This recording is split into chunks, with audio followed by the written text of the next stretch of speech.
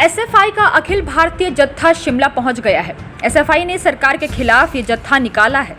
छात्र संगठन का आरोप है कि राष्ट्रीय शिक्षा नीति 2020 के तहत शिक्षा व्यवस्था को खोखला किया जा रहा है। एनईपी 2020 को गैर लोकतांत्रिक तरीके से संसद में बिना चर्चा किए पास किया गया है और हिमाचल प्रदेश इसे लागू करने वाला पहला राज्य है। देश और प्रदेश की भाजपा सरकार शिक्षा के बजट को लगातार कम कर रही है और पीटीए फंड के नाम पर छात्रों को लूट रही है।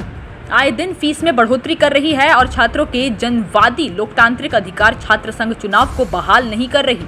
यह बहुत निंदनीय विषय है। एक तरफ जहां सरकार को सस्ती शिक्षा मुहैया करानी थी, शिक्षा व्यवस्था को सुदृढ़ करना था, उसकी बजाय सरकार राष्ट्रीय शिक्षा नीति 2020 को थोपकर शिक्षा व्यवस्था को कमजोर और खत्म करने की कोशिश कर रही है। अखिल भारतीय सह सचिव दिनेश देंटा ने कहा कि एसएफआई अखिल भारतीय जत्था प्रदेश कॉलेजों और यूनिवर्सिटी के छात्रों को जागरूक करते हुए आंदोलन की रूपरेखा तैयार करेगा और हिमाचल से होते हुए देश के अन्य राज्यों पंजाब, हरियाणा की ओर रवाना होगा। 12 अगस्त तक ये जत्था इसी तरह सड़कों पर रहेगा। इसमें दिल्ली राज्य सचिव प्रतीश और हिमाचल प्रदेश राज्य अध्यक्ष रमन ने भी शिक्षा व्यवस्था को बचाए रखने के लिए बात रखी।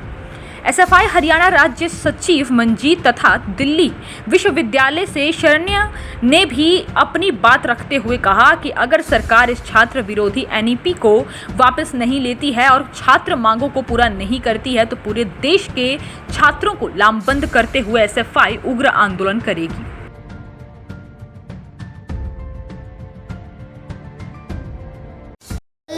का अखिल भारतीय जत्था शिमला पहुंचा है।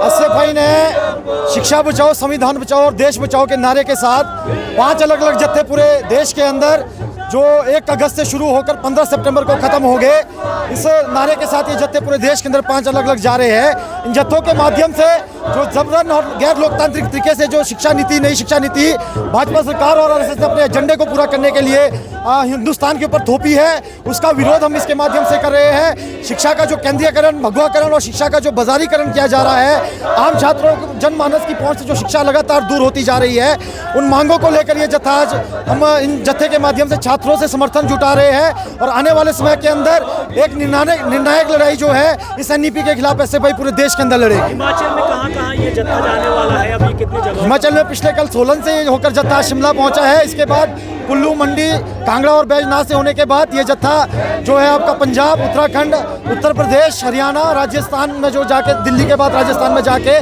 12 अगस्त को ये जत्था खत्म होगा। न्यू एजुकेशन पॉलिसी में क्या त्रुटि आपको लगती है? नई शिक्षा नीति के माध्यम से सरकार ने जो है एक खुला बाजार जो है शिक्षा को बना दिया है। इसके माध्यम से सरकार जो है खुला आमंत्रण दे रही है निजी संस्थानों को कि वो लोग जो है जिस तरह की लूट वो चाहते हैं उस तरह की लूट वो कर सकते हैं। शिक्षा ने जो नई शिक्षा नीति के माध्यम से सरकार जो गांव-गांव के अंदर स्कूल खोले गए उनको बंद करने की बात कर रही है, उस शिक्षा को जो है लगातार प्राइवेट की बात कर रही है और आने वाले समय के अंदर शिक्षा जो एक गरीब किसान परिवार के लिए जो है एक दूर की कौड़ी बन जाएगी। इसीलिए हम इसका विरोध जो है लगातार कर रहे हैं। अगला कदम क्या रहेगा? इस जत्थे के माध्यम से हम जो है समर्थन जुटाएंगे पूरे हिंदुस्तान के अंदर छात्रों से और एक निर्णायक लड़ाई जो है इसके बाद इस नई शिक्षा नीति के खिलाफ जो है पूरे देश के अंदर जो है छात्रों को, शिक्षकों को और शिक्षा क्षेत्र से जुड़े जितने भी लोग हैं।